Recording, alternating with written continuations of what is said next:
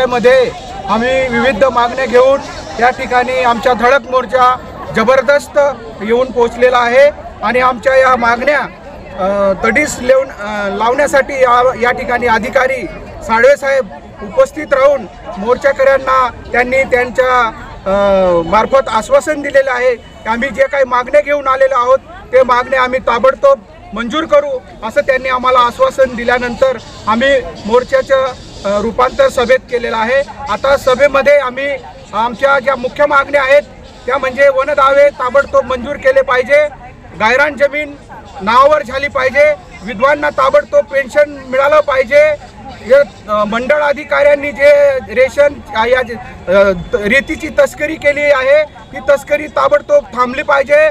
एका तासामध्ये 25 डंपर या मोयद्या गावामधून वापरले जातात, त्याची चौकशी कोणी करत नाही। मंडळ अधिकारी हा सुस्त झालेला आहे, ताबडतोब त्याची चौकशी करा, नाहीतर आम्ही येत्या काळात आम्ही तीव्र आंदोलन करू आणि मंडळ अधिकाऱ्या सडो की पळो करल्याशिवाय राहणार नाही असं मी या ठिकाणी सांगतो। धन्यवाद।